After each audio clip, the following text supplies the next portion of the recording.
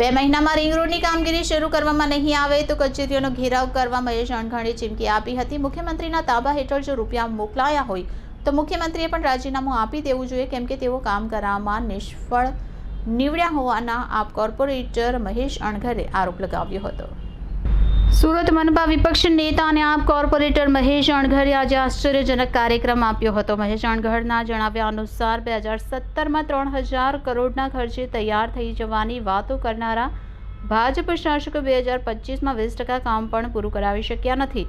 આ મુદ્દે outer ring road ખાતે વિરોધ પ્રદર્શન કરતા મહેશ અણઘરે જણાવ્યું હતું કે મોટી મોટી વાતો કરતા ભાજપ શાસકો કયા મોઢે વિકાસની વાતો કરે છે। જો કામ કરાવવાની તેવડ ન હોય તો ભાજપ શાસકોએ રાજીનામું આપી દેવું જોઈએ। મહેશ અણઘરે મુખ્યમંત્રી પર નિશાન સાધતા જણાવ્યું હતું કે મુખ્યમંત્રી ગાંધીનગર બેઠા બેઠા મોટી મોટી વાતો કરે છે કે સુરતમાં પુલ બનાવવા આટલા કરોડ આપ્યા અને તેટલા કરોડ આપ્યા। જો હકીકતમાં આપ્યા હોય તો એનો મતલબ એ છે કે ભાજપ શાસકોએ રૂપિયા ખાઈ ગયા છે, કેમ કે કામ તો શરૂ થયું નથી। મુખ્યમંત્રીના તાબા હેઠળ જો રૂપિયા મોકલાયા હોય તો મુખ્યમંત્રીએ પણ રાજીનામું આપી દેવું જોઈએ, કેમ કે તેઓ કામ કરવામાં નિષ્ફળ નીવડ્યા છે તેવું ઉગ્ર સ્વરે મહેશ અણઘરે જણાવ્યું હતું।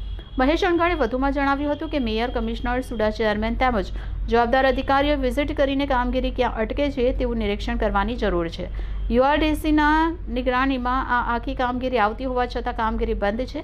મહેશ અણઘરે ચીમકી આપતા જણાવ્યું હતું કે જો 2 મહિનામાં કામગીરી શરૂ કરવામાં નહીં આવે તો મેયર, કમિશનર સહિત સંલગ્ન તમામ કચેરીઓમાં અમે ઘેરાવ કરીશું। નમસ્કાર, હું મહેશભાઈ અણઘડ, કોર્પોરેટર, સુરત મહાનગરપાલિકા, આમ આદમી પાર્ટી। ઇલેક્શન વોર્ડ નંબર 3 એટલે કે સરથાણા વિસ્તારની અંદર જે સુરત શહેરનો મુખ્ય આઉટર રિંગ રોડ છે 2017માં બનીને તૈયાર થઈ જવાનો હતો એવી વાતો ભારતીય જનતા પાર્ટી એટલે કે ભ્રષ્ટ જૂઠાણા પાર્ટીએ કહેલી, પરંતુ આજે 2025 આવી ગયું છે, હજી આ રોડનું 20% જેટલું કામ પણ પૂર્ણ થયું નથી। 3000 કરોડના ખર્ચે બનનારા બ્રિજના રૂપિયા ભાજપના કયા નેતાઓ ખાઈ ગયા છે? આ સૌથી મોટો સવાલ એટલે છે કે આજે 7 વર્ષ પછી પણ હજી આ પુલ બનવાનો તૈયારીઓ નથી, કારણ કે છેલ્લા 1 વર્ષ દરમિયાન આ કામ ઉપર એક ઈંટ પણ અહીંયા મુકાણી નથી। આવા 3 બ્રિજ એટલે કે વરાછા કામરેજ રોડ ઉપરનો મુખ્ય બ્રિજ છે, સાથે ભરથાણા પાસે જે રેલવે ફ્લાયઓવર બ્રિજ છે, અને આ કઠોદરા પાસોદરાની પાસે જે વાય જંકશન પડે છે, આ વાય જંકશનના ટોટલ 3 બ્રિજો છેલ્લા 1 વર્ષથી સંપૂર્ણ કામગીરી બંધ છે અને 1 વર્ષ જેટલો સમય ગયો।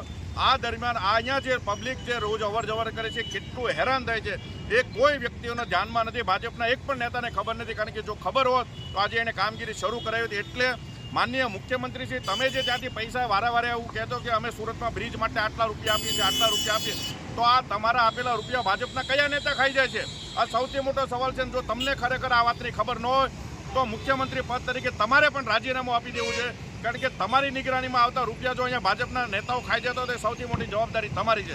એટલે આપ શ્રીને અને ખાસ કરીને સુરતના મેયર, સુરતના કમિશનર અને સુડાના ચેરમેન શ્રી, આપ સૌની સંયુક્ત વિઝિટની અંદર, સંયુક્ત એસપીવીની અંદર જે યુઆરડીસી બનાવ્યું છે, યુઆરડીસી આખી કામગીરી કરે છે અને છેલ્લા 1 વર્ષથી આ યુઆરડીસીને લીધે આ કામગીરી બંધ હોય તો આપ ત્રણેય શ્રીઓને વિનંતી છે કે 2 મહિના જેટલા સમયગાળાની અંદર જો આ કામગીરી શરૂ કરવામાં નહીં આવે તો તમારી ઓફિસોની અંદર પણ અમારે આવીને ધરણાઓ કરવા પડશે, પ્રદર્શનો કરવા પડશે અને એની માટે કોઈ પણ પ્રકારની નુકસાન થશે તો સંપૂર્ણ જવાબદારી તમારી રહેશે। આશા રાખીએ કે આપ આ શ્રીને અત્યારે શાંતિપૂર્ણ પ્રદર્શન કર્યું છે અને આપ શ્રીને અવાજ પહોંચાડ્યો છે। જો તમારામાં કોઈ પણનામાં કામ કરવાની તેવડ ના હોય તો રાજીનામું આપી દો, પણ અમને અમારા વિસ્તારની સુવિધાઓ જોઈએ છે। ભાજપના એક પણ નેતાઓની અંદર દમ નથી કે તમારી પાસે આવીને આ પોતાની વાત મૂકી શકે। અમારા વિસ્તારના ધારાસભ્ય હોય કે સાંસદ સભ્ય હોય, કોઈને આ વિસ્તારની અંદર કેટલી અગવડતાઓ પડે છે એમની સમજ નથી, કદાચ એમના ધ્યાનમાં નથી। હા, આ જ્યારે કામ શરૂ થાય છે અથવા તો એનું લોકાર્પણ થાય છે ત્યારે બધા માર્કેટમાં એરોપ્લેનમાંથી કૂદીને દોડી આવશે કે અમે કરાવ્યું, અમે કરાવ્યું। અત્યારે ક્યાં સુઈ છે? આ એ વિસ્તારના ધારાસભ્યની સવાલ છે, વિસ્તારના સાંસદની સવાલ છે।